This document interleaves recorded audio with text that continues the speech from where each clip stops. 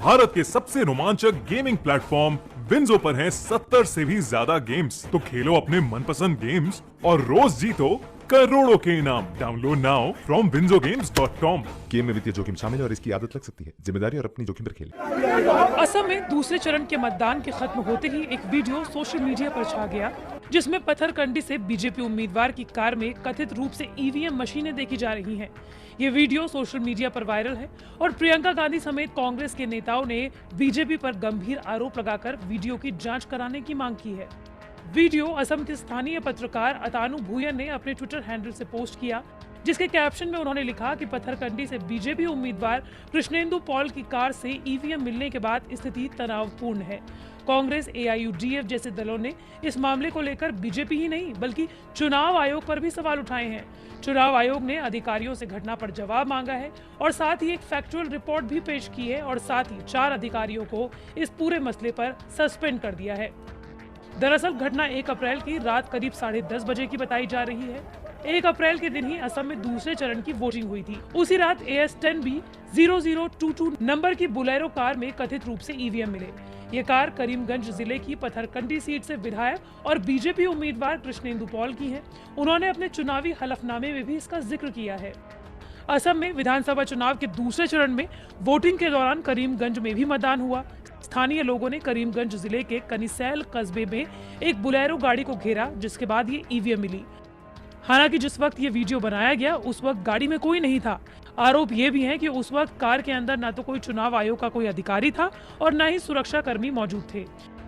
BJP नेता Krishnendu Paul भी वहां पर मौजूद नहीं थे। कार में ईवीएम मिलने की खबर फैलने के बाद बड़ी तादाद में लोग वहां जमा हो गए। माहौल तनावपूर्ण हो गया। जैसे तैसे रात को मामला शांत कराया गया। 1 अप्रैल को असम के अलावा पश्चिम बंगाल में भी दूसरे चरण के लिए वोट पड़े थे। साथ ही असम में लावारिस हालत में बीजेपी प्रत्याशी की गाड़ी में ईवीएम मिलने के बाद पश्चिम बंगाल में तृणमूल कांग्रेस के कार्यकर्ताओं ने जमकर बीजेपी के खिलाफ विरोध प्रदर्शन किया। असम के पूर्व सीएम तरुण गोगोई के बेटे गौरव गोगोई ने भी इस पर ट्वीट किया और बीजेपी पर ईवीएम लूटने का आरोप लगा दिया। साथ ही कांग्रेस महासचिव प्रियंका गांधी ने ट्वीट किया और ये लिखा कि हर बार ऐसे वीडियो सामने आते हैं जिनमें प्राइवेट गाड़ियां ईवीएम ले जाते हुए पकड़े जाती हैं। अप्रत्याशित रूप से उनमें कुछ चीजें कॉमन होती हैं।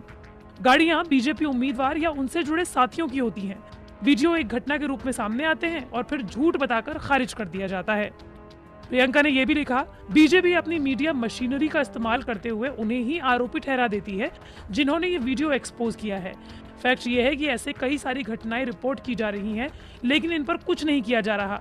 चुनाव आयोग को इन शिकायतों पर निर्णायक रूप से कार्रवाई शुरू करने की आवश्यकता है और सभी राष्ट्रीय दलों को ईवीएम के इस्तेमाल की जरूरतों पर एक गंभीर पुनर्मूल्यांकन करना चाहिए। तो वहीं कांग्रेस नेता शशि थरूर ने ट्वीट किया कि ये काफी चौंकाने वाला है। भारत की लोकतांत्रिक संस्कृति में आलोचकों का भी मानना है कि कम से कम चुनाव मुक्त और निष्पक्ष हो, लेकिन हम चुनावी निरंकुश बन चुके हैं। अगर ईवीएम ही संदिग्ध हो जाए तो फिर बचा क्या? चुनाव आयोग को इस पर तुरंत सार्वजनिक जांच करानी चाहिए। हालांकि वहीं दूसरी ओर चुनाव आयोग ने इस पूरे मसले पर फैक्चुअल रिपोर्ट पेश की है, जिसमें उसने बताया है कि किस तरीके से ईवीएम बीजेपी विधायक की गाड़ी में पहुंची। चुनाव आयोग ने बताया कि करीमगंज इलाके के सुदूरवर्ती इलाके से आते वक्त चुनाव आयोग के अधिकारी ईवीएम के साथ जिस गाड़ी में बैठे हुए थे वो रात 9 बजे के आसपास में खराब हो गई, जिसका कारण था सड़क पर लंबा जाम और मूसलाधार बारिश।